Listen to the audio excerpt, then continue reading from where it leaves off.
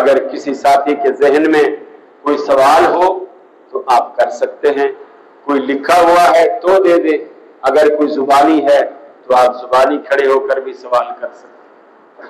السلام علیکم صاحب، میرا ایک سوال ہے کہ جیسے میں نے حدیث کے قریب کبیر سورۃ 47 آئے تھے، اکثر امام صاحبان جو الحمد شریف کو شروع کیوں کرتے بعضوں کا تو بسم اللہ پڑھتے ہی نہیں، جب ساتوں آئے تھے تو الحمد کے ساتھ بسم اللہ پڑھنی چاہیے، اس کا جواب؟ بسم اللہ سارے پڑھتے ہیں، فرق یہ ہے کوئی جہری پڑھتے ہیں کوئی سری پڑھتے ہیں، اور اللہ کے رسول صلی اللہ علیہ وسلم سے دونوں عمل ثابت ہیں، بسم اللہ کو جہر سے پڑھنا بھی اور بسم اللہ کو سری پڑھنا بھی۔ بسم اللہ کا انکار کوئی نہیں کرتا، دونوں ہی پڑھتے ہیں، بس سری اور جہری کا فرق ہے، اور دونوں اللہ کے رسول سے ثابت ہے۔ 6 آیتیں جہری پڑھی جاتی ہیں اور ایک آیت جو ہے وہ سری پڑھی جاتی ہے، اس کا کیا سبب؟ اس کا یہی ثبوت ہے، پہلی بات یہ ہے کہ آپ نے 7ویں آیت صرف بسم اللہ کو تصور کر لیا، جبکہ بہت سارے ائمہ نے بھی، محدثین نے، مفسرین نے یہ جو صراط الذین انعمت علیہم ہے اس کو 6ٹھی آیت قرار دیا ہے، اور اس کے بعد کے حصے کو 7ویں آیت قرار دیا ہے، تو اس لیے آپ کا وہ اعتراض ختم ہو جائے۔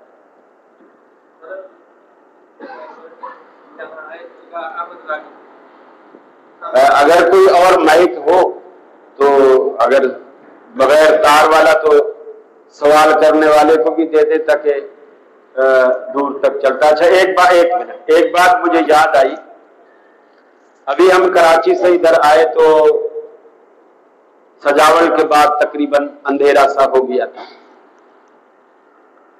اس طرف روڈ پر جتنے بھی ہمارے سامنے موٹر سائیکل والے گاڑی کے آگے گزر رہے تھے، ہاں اگر سامنے سے کوئی گاڑی نہ آ رہی ہوتی تو وہ گاڑی کی روشنی میں نظر آ جاتے تھے، لیکن اگر سامنے سے گاڑی آ رہی ہوتی تو اس کی لائٹیں شیشے پر اتنی پڑتی ہیں کہ سامنے والا نظر نہیں آتا، اور جتنے موٹر سائیکل گزرے ہیں، جتنے موٹر سائیکل سوائے 1-2 کے، پیچھے کی بتی کسی کی بھی نہیں،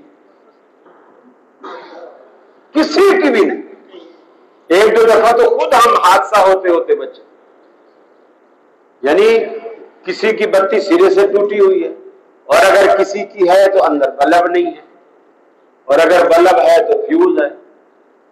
تو میرا خیال ہے یہ بلب کے پیسے آپ کی جان سے زیادہ قیمتی نہیں ہے، یہ چیز حادثے کا باعث بنتی ہے۔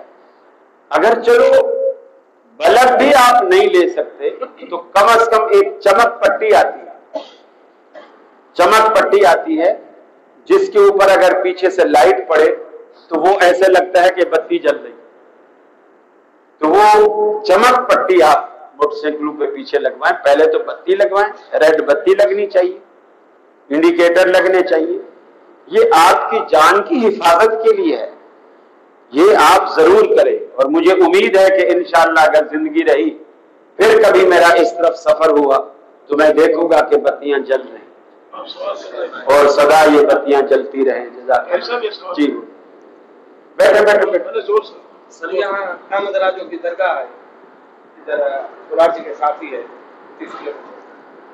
جس گھر میں بھی گائے بھینس ہے اس کا جو بچہ ہوتا ہے، کاٹا ہوتا ہے، وہ اس کے نام کر دیتے ہیں، فرض کرو ہم اس کے نام کر دیتے ہیں، بھائی یہ کاٹا کس کا ہے؟ احمد راجو کا، ٹھیک، احمد راجو کا ہو گیا۔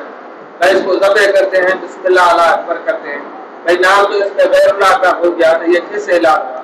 بالکل، جب سورۃ مائدہ کے پہلے رکوع والی آیت بتاتے ہیں تو وہ بولتے ہیں یہ جو مطلب حکم تھا یہ کافروں کے لیے تھا اس ٹائم پہ، نبی پاک کے دور پہ، ابھی یہ تھوڑی ہے، ابھی یہ ہے نہیں، یہ کھانا حلال ہے، جائز ہے۔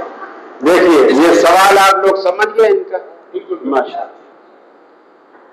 قرآن مجید میں جتنی بھی آیات ہے نا جس میں یہ آیا ہے کہ تم ان کی غیر اللہ کی پوجا نہ کرو، غیر اللہ کی پرستش نہ کرو، تو وہ کہہ رہے ہیں یہ کوئی غیر تھوڑی ہے، یہ تو اللہ کے اپنے ہیں، غیر اللہ تو نہیں ہے، یہ تو اللہ کے اپنے ہیں۔ وہ غیر وہ لیتے ہیں جیسے آپ پنجابی میں سندھی میں غیر پرایا اور دوسرا اپنا، تو وہ کہتے ہیں غیر کا معنی تو پرایا ہوتا ہے، یہ جو نیک لوگ ولی اللہ ہوتے ہیں تو اللہ کے اپنے ہوتے ہیں۔ اپنائیت کی بھی ہمیشہ حد ہوتی ہے، اپنائیت کی بھی ایک حد ہوتی ہے۔ مثال کے طور پر آپ ایک لڑکی سے نکاح کر رہے ہیں، مولوی صاحب نے لڑکی سے پوچھا غلام رسول بن خدا بخش بائبل 5000 روپے حق مہر کے ان گواہوں کی موجودگی میں آپ کو قبول ہے؟ اگر وہ بولے ہاں وہ بھی قبول ہے، اس کا پیارا بھائی بھی قبول ہے، اس کا کزن بھی قبول ہے، مجھے بتائیے نکاح ہو جائے گا؟ نہیں۔ اور ایسی بے غیرت کو کوئی گھر میں لائے گا؟ نہیں لائے گا۔ حالانکہ آپ کا بھائی بھی آپ کا پیارا ہے، آپ کا کزن بھی آپ کا پیارا ہے، لیکن وہ بولے گا میں سارے خاندان سے تھوڑی شادی کروا رہا ہوں، میں تو اپنی شادی کر رہا ہوں۔ یہ بدبخت کہتی ہے اس کا بھائی بھی قبول ہے، اس کے دوست بھی قبول ہیں، سارے قبول ہیں۔ پیار کی ہمیشہ حد ہوتی۔ دیکھیے آپ کا کتنا پیارا دوست ہو، آپ کا بنگلہ ہے اس کا برابر میں بنگلہ ہے، آپ کا دوست کتنا پیارا ہو، وہ رات کو اٹھے، آپ کا نام ہے محمد اسلم، آپ نے بنگلے پہ لکھا ہوا ہے محمد اسلم ہاؤس،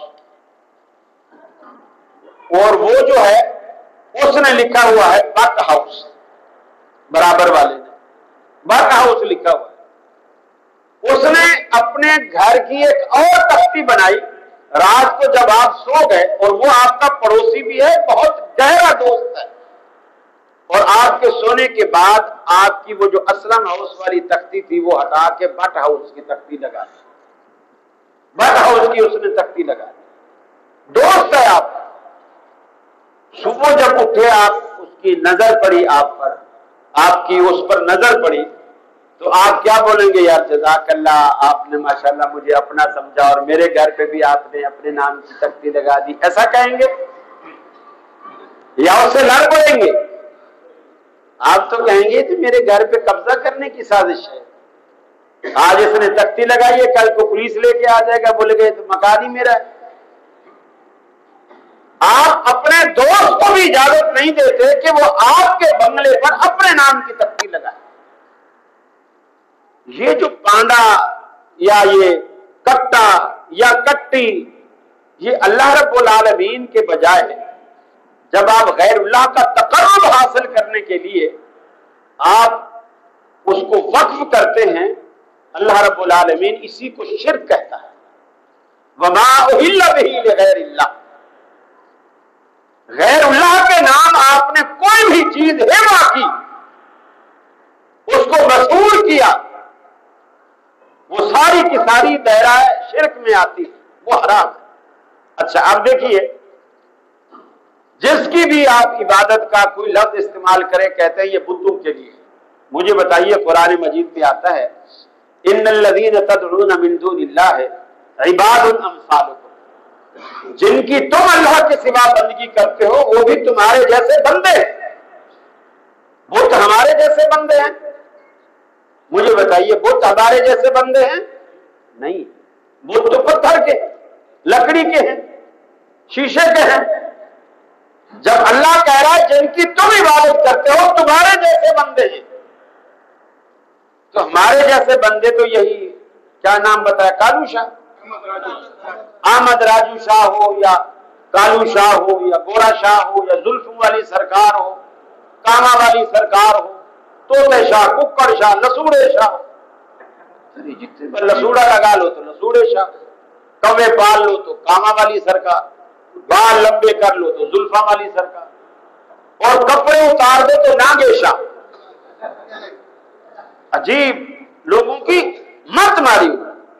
ہم ٹوپی اتار لیں نماز میں، ٹوپی اتار کے ہم نماز پڑھیں تو لوگ کہتے ہیں وہابیوں کو دیکھو جی نماز ہی نہیں ہوتی، اور ان کے بزرگ پورے کپڑے اتار دیں تو کہتے ہیں پہنچی ہوئی سرکار۔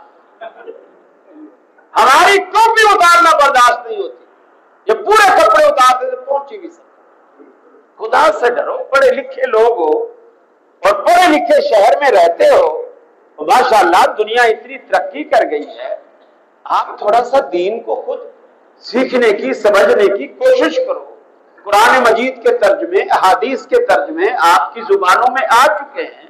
आप कभी मस्जिद में बैठकर कुरान का तर्जमा पढ़ें, हदीस का, बुखारी शरीफ का तर्जमा पढ़ें, आपको पता चले कि दीन असल है क्या। मौलवी आपको कुरान को हाथ नहीं लगाने देता, इसलिए कि अगर इसने कुरान को पढ़ लिया तो हमारी दुकान बंद हो जाए, इसने नहीं पढ़ने देता। और हम तो कहते हैं आप पढ़ो, खुद पढ़ो, कुरान हदीस को खुद पढ़ो।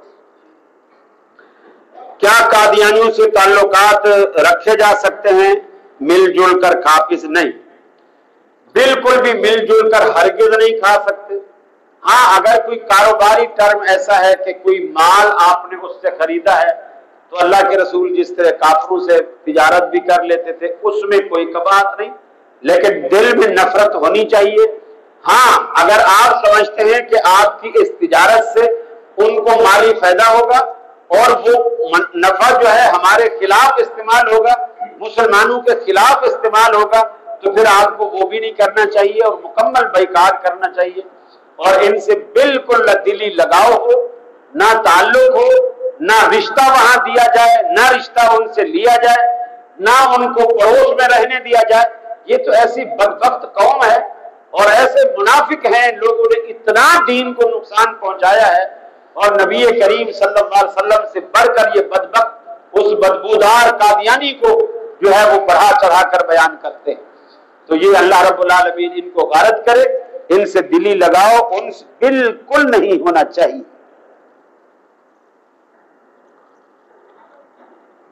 बहुत से भाई ऐसे हैं जो मिर्जा मोहम्मद अली को बगौर सुनते हैं और अहले हदीस समझते हैं कि उनके बारे में वजाहत की जाए।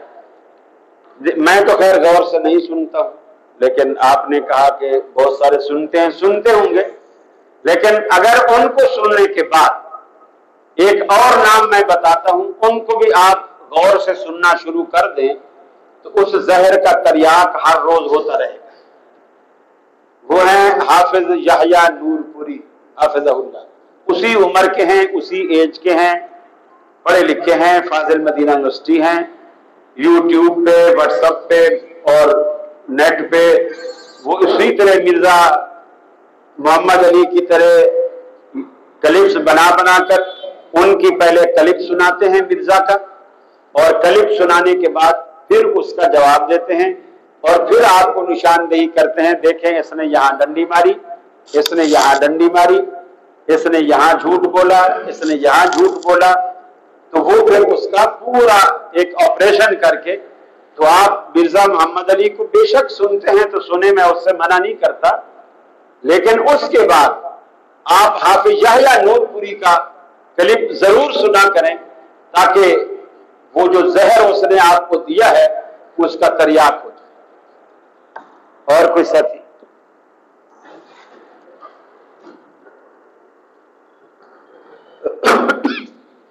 रसूल के सदका से दुआ मांगना ठीक है, शिर्क, इसलिए कि अल्लाह रब्बुल आलमीन किसी का पाबंद नहीं और किसी का मजबूर नहीं।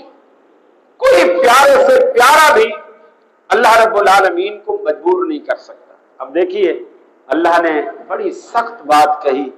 अल्लाह ने कहा कि अगर हमारा नबी लौ तक़ब्बल अलैना बादल अकाबील, अगर हमारा पैगंबर हमारे बारे में कोई ऐसी बात कहे जो हमने ना कही हो, और पैगंबर कहे कि अल्लाह ने कही है, लअख़ज़ना मिन्हु बिल यमीन सुम्मा लक़तअना मिन्हुल वतीन फमा मिनकुम मिन अहदिन अन्हु आजिज़ीन, हम पैगंबर को दाएं से पकड़ लें और पैगंबर की शहरत काट के ज़िबह कर दें, तुम में से कोई भी हमसे पूछने वाला नहीं।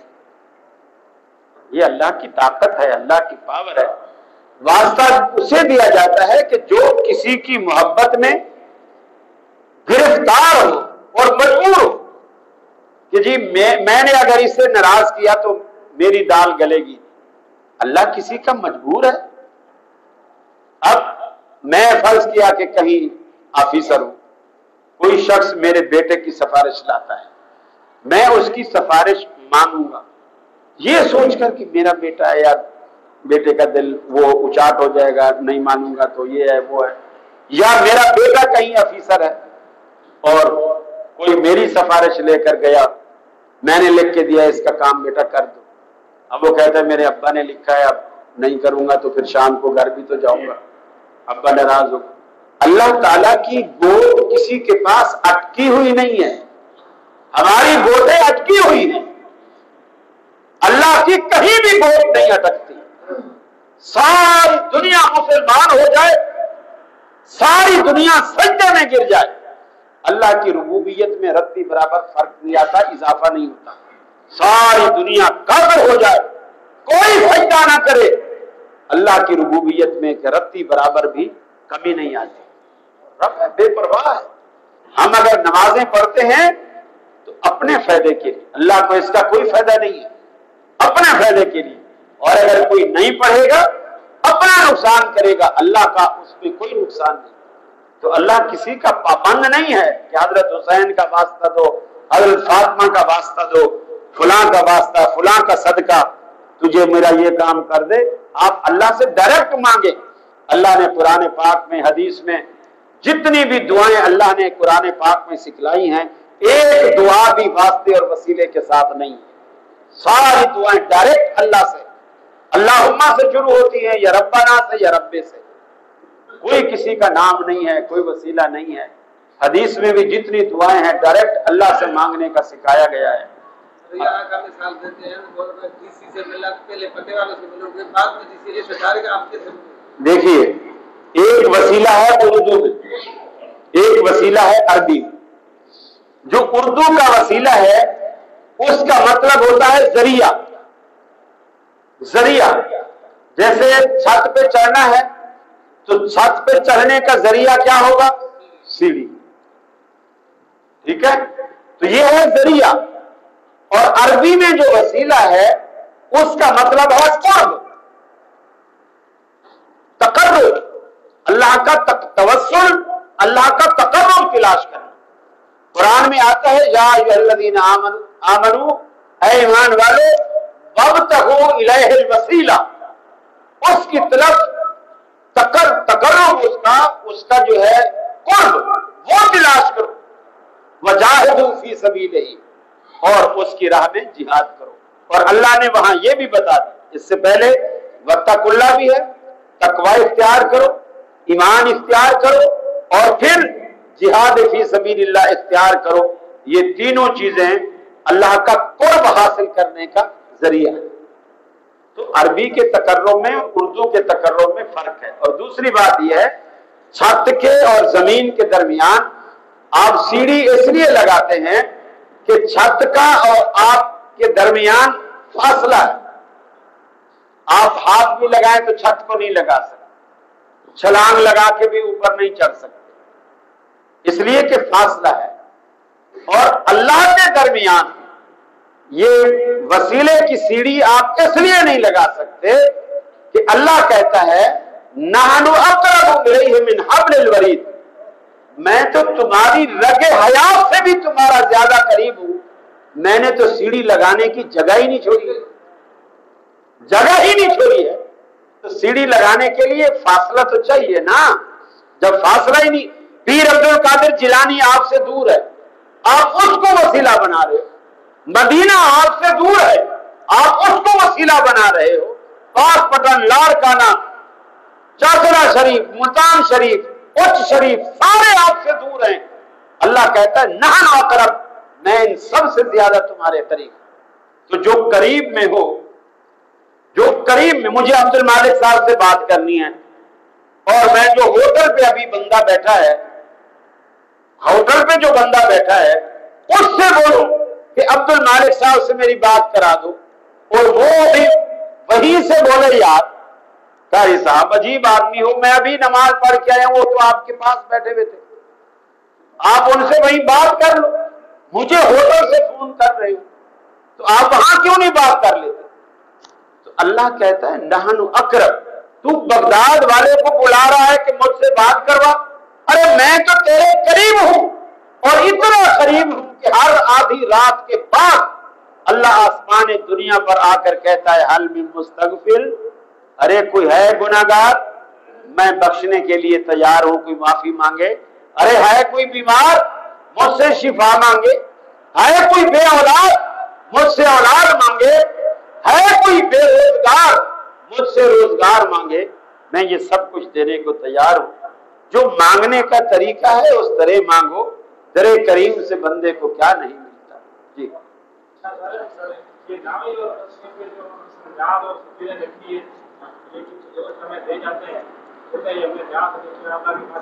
یہ سب شرک، اس کو بولو تو لے جا، ہم نہ تیری نظر کھاتے ہیں نہ تیری نیاز کھاتے ہیں، بالکل شرک ہے، اس کو بالکل قبول نہیں کرنا چاہیے، قبول بھی نہیں کرنا چاہیے۔ کچھ اہل حدیث ہوتے ہیں تھوڑے ڈرپوک ہوتے ہیں، وہ کہتے ہیں یار نہیں لیں گے تو ان کو برا لگے گا، چلو ہمارے یہاں ماسی آئے گی نا کام کرنے، اسی کو دے دیں گے یا چھت پہ ڈال دیں گے، کبے کھائیں گے۔ لیکن اس کے ذہن میں تو آئے گا نا کہ یہ وہابی نے میری خیرات قبول کی ہے، یہی تو اس کے ذہن سے ہٹانا۔ جب آپ اسے واپس کریں گے وہ 10 دفعہ سوچے گا یار میں نے دیسی گھی ڈالا ہے، الائچیاں ڈالی ہیں، پستے ڈالے ہیں، بادام ڈالے ہیں، پھر کیا مصیبت ہے، یہ کیوں نہیں کھاتے؟ کبھی تو جا کے سوچے گا نا، آخر ہمیں بھی پستے بادام کو برے تھوڑی لگتے، ہمیں بھی اچھا لگتا۔ تو اس کو سوچنے پر مجبور کرو، اور سوچنے کا موقع جب ہی ملے گا جب آپ وہ پلیٹ واپس کرو۔ مشرکین سے قبر کھدوانا یہ تو ایک مزدوری ہے، لیبر ہے، اس میں کوئی حد نہیں۔ ہاں یہ ہے کہ ان سے یہ نہ کہیں کہ ہماری میت کو بھی تو اپنے ہاتھوں سے نیچے اتار، اس کے لیے آپ کے اپنے مباحث بندے ہونے چاہیے میت کو قبر میں اتارنے کے لیے، باقی کھودنے کے لیے کوئی حد نہیں۔ دعا میں جو 3 وسیلے جائز ہیں، وسیلے ذرا بیان کرتے تاکہ یہ تو پوری تقریر ہے۔ دیکھیے پہلی بات یہ ہے کہ آپ اس حدیث کی طرف جو مسلم شریف کی جو 3 بندے بڑا لمبا چوڑا، مختصر میں آپ کو سمجھ بھی نہیں آئے گی۔ دیکھیے مسلم شریف میں ایک حدیث ہے کہ بارش ہوئی اور 3 بندے نا اس بارش سے بچنے کے لیے غار میں چھپ گئے۔ غار میں چھپ گئے تو پانی کے بہاؤ سے بڑی چٹان ایک پہاڑ کی لڑکی اور آ کر اس غار کے منہ پر بند، وہ اتنی وزنی ہے کہ تینوں مل کر اس کو دھکا دیتے ہیں، وہ ہٹتی نہیں، ان کی کوئی آواز فریاد سننے والا کوئی نہیں، اندر بند پڑے ہوئے۔ اور پھر انہوں نے سوچا کہ اب موت یقینی ہے، نہ ہماری ہیلپ کو کوئی آ سکتا ہے اور جنگل ہے، یہاں بندہ ہی کوئی نہیں ہے۔ پھر انہوں نے آپس میں مشورہ کیا کہ اگر کسی نے کوئی نیکی صرف اللہ کے لیے کی ہو تو آج اللہ کے آگے وہ اپنی اپنی نیکی سنائے اور اللہ کو کہے کہ اللہ اگر تیری دربار میں میری یہ نیکی قبول ہے تو تو اس پتھر کو ہٹا دے۔ تینوں نے اپنا اپنا عمل سنایا۔ ایک نے یہ سنایا کہ یا اللہ میں بکریاں چراتا تھا، میرے ماں باپ بوڑھے تھے، روز آتا تھا بکریوں کا دودھ نکالتا، سب سے پہلے ماں باپ کو پلاتا، پھر بیوی بچوں کی طرف جاتا۔ ایک دن میں بکریاں چراتے چراتے دیر سے آیا اور میرے ماں باپ کی آنکھ لگ گئی، وہ بھوکے ہی سو گئے اور میرے بچے وہ رو رہے تھے بھوک کی وجہ سے، لیکن میں نے بکریوں کا دودھ نکالا اور ماں باپ کے سرانے پیالے لے کے کھڑا ہو گیا۔ بچے میرے روتے رہے، میں نے ان کی ایک نہیں سنی کہ جب تک میرے ماں باپ پہلے نہیں پیئیں گے میں ان کو نہیں پلاؤں گا۔ میں ساری رات کھڑا رہا، جب آدھی رات کو ان کی آنکھ کھلی، میں نے ان کو دودھ پیش کیا اور انہوں نے دودھ پیا، پھر میں نے اپنے بچوں کو دیا۔ یا اللہ یہ کام میں نے صرف تجھے خوش کرنے کے لیے کیا، اگر تیری دربار میں یہ عمل قبول ہے تو اس پتھر کو ہٹا دے۔ اللہ تعالیٰ نے پتھر کو سرکا دیا، لیکن اتنا سرکایا کہ وہ ابھی تینوں نکل نہیں سکے۔ پھر دوسرا کھڑا ہوا، اس نے کہا یا رسول اللہ، اے اللہ میرے پاس ایک مزدور آیا تھا اور مزدوری پہ لگا، میں نے فرض کیا 10 روپے مزدوری اس سے طے کی، جب وہ شام کو مزدوری لینے کا ٹائم تھا وہ آیا میرے پاس تو میں نے اس کو طے شدہ مزدوری 10 روپے دینی چاہیے۔ اس نے کہا میں نے کام زیادہ کیا ہے، بھاگ کے کام کیا ہے، بیچ میں بیٹھا بھی نہیں ہوں، یہ بھی نہیں کیا وہ بھی نہیں کیا، لہٰذا مجھے آپ 10 کی بجائے 12 روپے دیں یا 15 روپے دیں وغیرہ وغیرہ۔ میں نہیں مانا، وہ ناراض ہو کے چلا گیا۔ میں نے اس کے پیسوں کو کاروبار میں لگا دیا، اس سے بکریاں خریدی، گائے خریدی، بھینسیں خریدی، اونٹ خریدے وغیرہ وغیرہ، مال بڑا بھر گیا۔ پھر وہ کئی سال بعد وہ شخص بوڑھا ہو کر میرے پاس آیا اور آ کر مجھے کہا کہ یار وہ میں نے جوانی میں 10 روپے تیرے پاس چھوڑے تھے، تو مجھے، آج میں بالکل خالی جیب ہوں، تو مجھے وہ 10 روپے دے دے۔ تو میں نے کہا اے بھائی یہ جتنی بکریاں اونٹ گائے نظر آ رہے ہیں یہ ساری تیری ہیں، تو لے جا۔ میں نے کہا یار تم مذاق کرتا ہے؟ اس نے کہا مذاق نہیں، تیرے پیسے سے میں نے کاروبار کیا تھا، اللہ نے اس میں برکت ڈالی تھی، تو میں نے تیری رضا کے لیے اس کا پیسہ پورا بکریوں کی شکل میں نے کہا جتنے لے جا سکتا ہے تو لے جا۔ وہ جتنے لے جا سکتا تھا اس میں سے لے گیا، اور اے اللہ اگر تیری جناب میں یہ میری نیکی قبول ہے تو اس چٹان کو ہٹا دے۔ وہ ہٹی لیکن ابھی سارے نکل نہیں سکتے۔ ایک شخص تیسرا کھڑا ہوا، اس نے کہا یا اللہ میری ایک چچا کی بیٹی تھی، میں اس سے بہت پیار کرتا تھا، میں نے اسے گناہ کی دعوت دی، اس نے انکار کیا، قحط سالی آئی، مجبور ہو کر وہ بھوک اور پیاس کے ہاتھوں مجبور ہو کر میرے پاس آئی اور اپنی عصمت اور عزت دینے پر تیار ہو گئی۔ میں نے اس کو اس کی مطلوبہ رقم دی، سب کچھ دیا۔ جب گناہ کا وقت آیا میں اس کے قریب ہوا تو اس نے کہا اتق اللہ، اللہ سے ڈر، میں فحشہ اور بدماش نہیں ہوں، عصمت فروش نہیں ہوں، میں تو بھوک کے ہاتھوں مجبور ہوں، یا اللہ تو جانتا ہے کہ میرا رواں کانپنے لگا، میں نے دی ہوئی رقم میں سے ایک پائی بھی اس سے واپس نہیں لی، اور میں نے اس گناہ کو تیرے خوف سے ترک کر دیا، اگر تیری جناب میں یہ نیکی قبول ہے تو اس پتھر کو ہٹا دے۔ وہ پتھر ان کے غار کے دہانے سے ہٹا اور تینوں باہر آ گئے۔ تو اپنے عمل کا وسیلہ اللہ رب العالمین کو پیش کیا جا سکتا ہے کہ یا اللہ میرا یہ عمل تیری جناب میں اگر قبول ہے تو تو میرا یہ کام کر دے، میری یہ مصیبت دور کر دے، میری یہ مراد پوری کر دے، یا اللہ کی صفات کا وسیلہ تجھے رضا ہونے کا واسطہ مجھے روزی دے، تجھے غفار ہونے کا واسطہ مجھے بخش دے۔ اس طرح اللہ کی صفات کا واسطہ بھی اسے دیے جا سکتا ہے۔ تو اس طرح اس واقعے کی جی فرمائیے۔ بس جی پرچی ہے؟ کیا کپڑا یا ٹوپی کی موجود ہونے کے باوجود ننگے سر نماز پڑھنا صحیح ہے؟ جی بالکل صحیح ہے۔ کپڑا، رومال، پگڑی، ٹوپی نماز کا لازمی جزو نہیں ہے، اور دنیا میں حدیث کے ذخیرے میں ایسی ایک بھی روایت نہیں ہے کہ اللہ کے رسول نماز پڑھ رہے تھے اور آپ کے سر پر ٹوپی تھی یا آپ کے سر پر عمامہ تھا، اور نہ یہ روایت موجود ہے کہ اللہ کے رسول نماز پڑھ رہے تھے یا پڑھا رہے تھے اور آپ کا سر ننگا تھا۔ دونوں چیزوں میں بصراحت جس میں نماز کا ذکر ہو اور پھر آپ کے سر کا ذکر ہو، ایسا کسی حدیث کے ذخیرے میں ایسی کوئی روایت موجود نہیں ہے۔ عموماً قرآن مجید کی آیت لوگ پیش کرتے ہیں، جی قرآن میں اللہ کہتا ہے خذوا زینتکم، کہ تم اپنی زینت کے چیزیں اپنا لیا کرو، عند کل مسجد، ہر مسجد میں جب بھی تم مسجد میں جاؤ زینت کی چیزیں اپنا لیا کرو۔ تو اس میں یہ صراحت ہے خذوا زینتکم، اپنی زینت کی چیزیں اپناؤ، یعنی جیسے تمہیں اچھا لگتا ہے۔ میری زینت کا معیار الگ ہے، آپ کی زینت کا معیار الگ ہے۔ اب میں زینت کا معیار یہ سمجھتا ہوں جس رنگ کا، جس کپڑے کا میں سوٹ پہنتا ہوں اسی کی واسکٹ، یہ ایک میرا معیار۔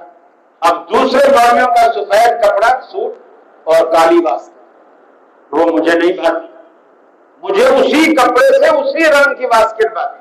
اب یہ مجھے جیسے پسند ہے، اب میں جب مسجد میں آؤں گا اسی لباس میں، دوسرا مولوی کالی واسکٹ اور سفید کپڑوں کے ساتھ آئے گا، اب میں اسے نہیں کہہ سکتا کہ یہ تو اچھا نہیں لگ رہا تھی، اس سے تیری نماز نہیں ہوگی، اس لیے کہ اس کو وہی اچھا لگ رہا ہے، اس کے لیے وہی زینت ہے۔ پھر زینت میں کیا یہی چیز آتی ہے؟ آپ ان کی مسجدوں میں جا کے دیکھیں، چٹائی کی وہ ٹوپیاں اور پلاسٹک کی ٹوپیاں، جو حشر ان ٹوپیوں کا ہوا ہوتا ہے، اور جتنی میلی، جتنی گندی وہ ٹوپیاں ٹوپی میں رکھی ہوئی ہوتی ہے کونے میں، وہ لوگ فٹافٹ آتے ہیں اور سر پہ لگاتے ہیں۔ ایمانداری سے بتائیے کیا یہ زینت ہے؟ میں نے خود ٹی وی میں کہا، میں نے کہا یہ ٹی وی پہن کے کبھی سسرال بھی گئے ہو؟ اگر یہ زینت ہے تو پتا چلے نا، ساس کے آگے پہن کے جاؤ تو پھر وہ تمہیں بتائے نا کہ تو نے ان کی ناک کٹوائی ہے یا عزت رکھی ہے. یہ کوئی زینت کی چیز ہے. اور دوسری بات یہ ہے کہ جتنی زینت زلف میں ہے نا، وہ پگڑی ٹوپی رومال میں نہیں ہے. زینت جو ہے وہ زلف میں.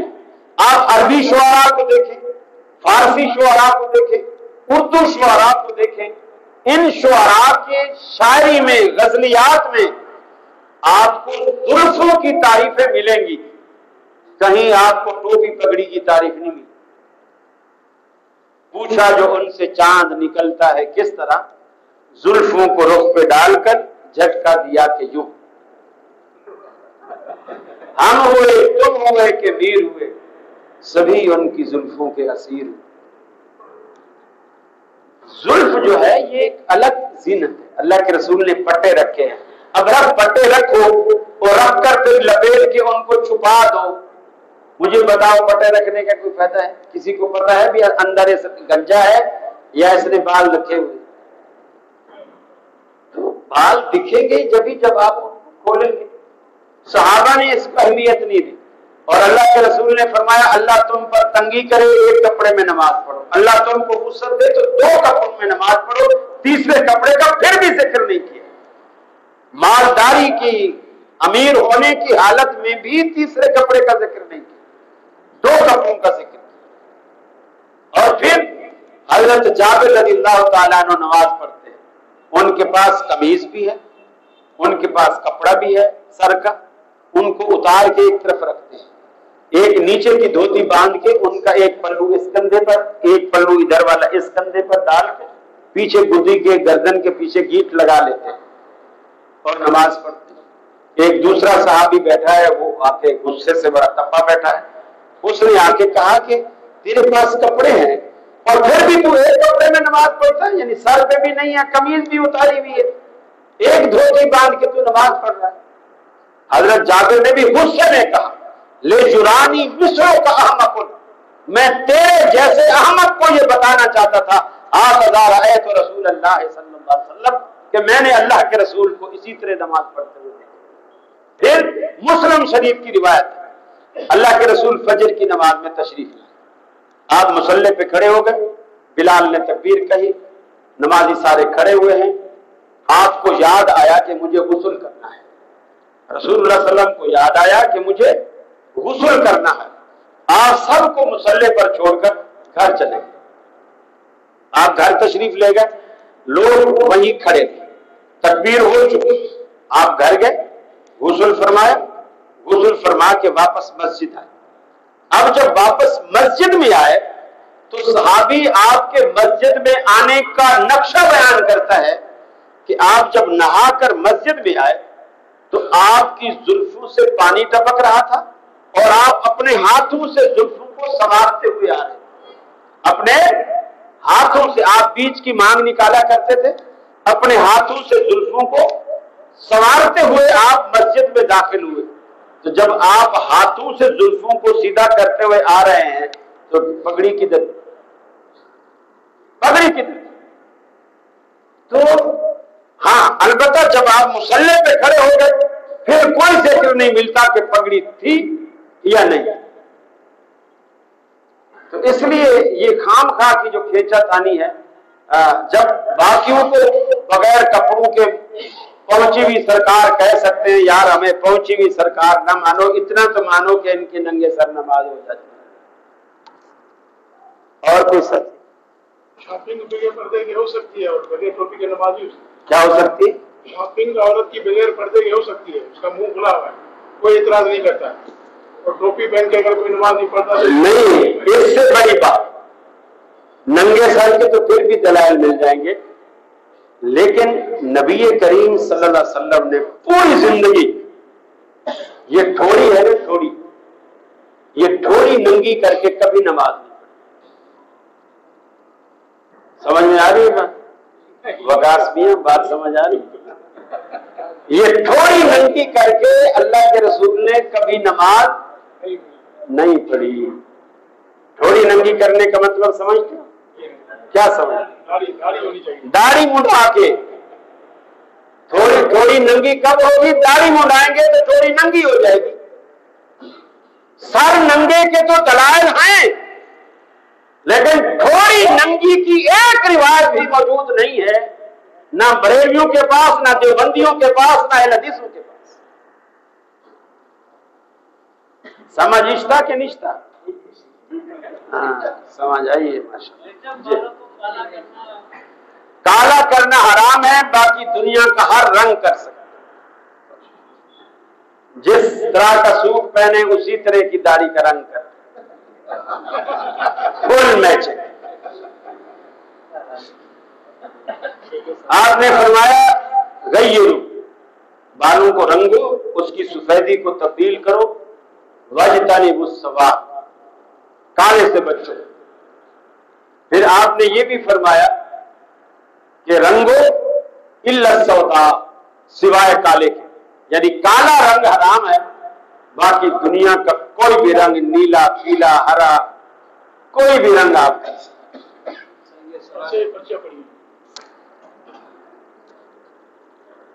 کیا فرضی نماز کے بعد پوری جماعت کا مل کر دعا کرنا صحیح حدیث سے ثابت ہے؟ اگر کوئی شخص دعا کے لیے درخواست کرتا ہے امام صاحب سے کہ جی میں بیمار ہوں، یا میرا کل آپریشن ہے، میرا کل پرچہ ہے، ہماری نانی ہاسپٹل میں ہے، آپ دعا کرا دیجئے، تو اللہ کے رسول سے جب بھی کوئی دعا کی درخواست کرتا آپ انکار نہ کریں. حتیٰ کہ آپ ممبر پر کھڑے ہیں خطبہ دے رہے ہیں، بخاری شریف کی روایت، آپ ممبر پر کھڑے خطبہ دے رہے ہیں، ایک بندہ مسجد میں داخل ہوا اور اس نے کہا یا رسول اللہ ہم تو برباد ہو گئے، مارے گئے، حوض پانی کے خشک ہو گئے، چراگاہیں خشک ہو گئی، جانور بھی بھوک سے مر رہے ہیں، اللہ سے دعا کرو اللہ بارش برسائے. آپ نے خطبہ روک دیا اور ممبر پر کھڑے کھڑے آپ نے ہاتھ اٹھائے، اور حدیث میں صراحت ہے سارے صحابہ نے آپ کے ساتھ ہاتھ اٹھائے، اور اللہ نے نہ کہیں دور دور تک بادل تھے نہ بادل کے آثار، اللہ نے ایسی بارش برسائی اس جمعے سے لے کر اگلے جمعے تک بند ہی نہیں ہوئی. پھر وہی شخص یا کوئی اور شخص، لیکن اس کا انداز تکلم اسی پہلے شخص کے جیسا تھا. یا رسول اللہ ہم برباد ہو گئے، ہم تباہ ہو گئے، ہمارے مکان گر رہے، ہمارے راستے بند ہو گئے، اللہ سے کہو اس بارش کو روک. آپ نے فرمایا یا اللہ اس مدینے کی ضرورت پوری ہو گئی ہے، ان بادلوں کو وہاں لے جا جہاں اب ان کی ضرورت ہو، ہماری ضرورت تو پوری ہو گئی ہے. اللہ کے رسول نے پھر بھی اجتماعی دعا کی ممبر پہ کھڑے ہو کر. اب اہل حدیث یہ پوچھتے ہیں وہ تو ممبر پہ کی نا، مصلی پر تو نہیں کی، مصلی پر تو نہیں کی، ممبر پہ کی. ہر مسئلے کے اندر ایک جیسے مثال کے طور پر آج اگر آپ مجھ سے پوچھیں ریل گاڑی پہ نماز ہو جاتی ہے، میں کہوں ہاں ہو جاتی ہے، آپ پوچھیں کہ اللہ کے رسول نے کبھی ریل گاڑی پہ نماز پڑھی تھی، میں بولوں گا نہیں پڑھی تھی. اب ہم نے کیسے کہہ دیا کہ ریل گاڑی پہ نماز ہو جاتی؟ کیسے کہہ دیا؟ ریل گاڑی ایک سواری، بس ایک سواری، ہوائی جہاز ایک سواری. اب ہم یہ دیکھیں گے کہ اللہ کے رسول کے دور میں جو سواریاں تھیں، آیا ان سواریوں پر اللہ کے رسول نے کبھی نماز پڑھی ہے؟ ہمیں ملتا ہے آپ نے اونٹنی پر پڑھی ہے، خچر پر پڑھی ہے، یہ اس دور میں سواریاں تھیں. آپ نے وطر اونٹنی پر پڑھے ہیں. ہاں فرض نہیں پڑھے اس لیے کہ آپ فرض جماعت کے بغیر نہیں پڑھتے، اور آپ وہ سواریاں وہ تھیں جو ہر آدمی کے اپنے بس میں تھی، جہاں چاہتے روکتے وہ نماز پڑھتا. اب جیسے کار ہے، اب کار کو آپ کی اپنی کار ہے، آپ جہاں چاہیں اس کو روک، کوئی ہوٹل ہے، پیٹرول پمپ ہے، وہاں وضو کی جگہ ہو، باتھ روم ہو، یہ وہ مسجد ہو، آپ وہاں روک کے نماز پڑھ سکتے ہیں. لیکن اگر آپ ٹرین میں بیٹھے ہیں تو پھر تو آپ نہیں پڑھ سکتے. گاڑی تو اپنی مرضی سے جو اس کا سٹاپ ہے وہاں جا کے رکے گی، ورنہ پھر تبلیغی والوں کی طرح چادر بچھا کے پڑھ رہے فٹافٹ، کسی نے کہا ٹرین جا رہی ہے آدھی نماز چھوڑ کے بھاگے جا، تو اس طرح تو پھر نہیں ہونا چاہیے نا، اس پہ فرصت ہوتی ہے مسئلے کیا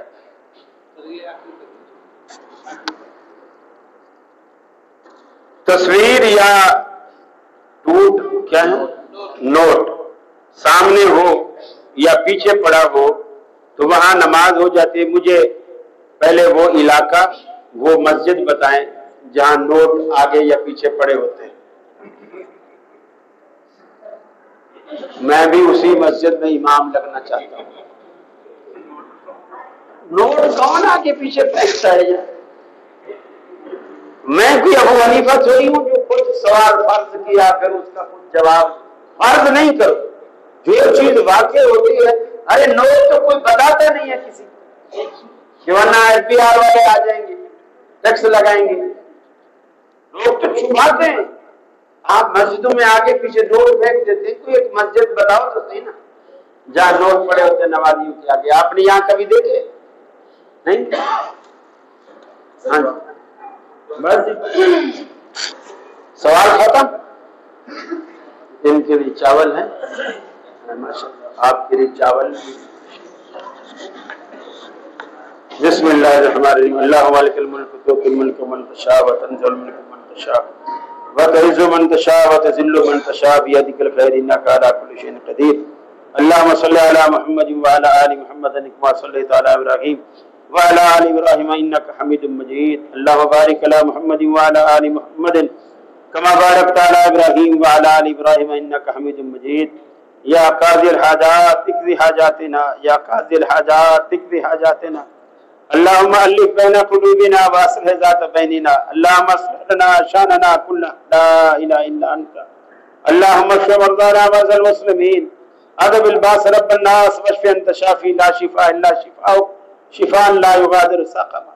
اللہ تمام بیماروں کو شفاء کاملہ عاجلہ نصیب فرما، تمام پریشان حالوں کی پریشانیاں دور فرما، تمام دکھیوں کے دکھ درد دور فرما، تمام مقروضوں کے قرضے اپنے فضل سے دور فرما۔ اللہ ہمیں اپنے سوا کسی کا محتاج نہ بنا، اللہ ہم سب کی روزیوں میں برکت عطا فرما، ہمیشہ حلال کھلا حرام سے بچا۔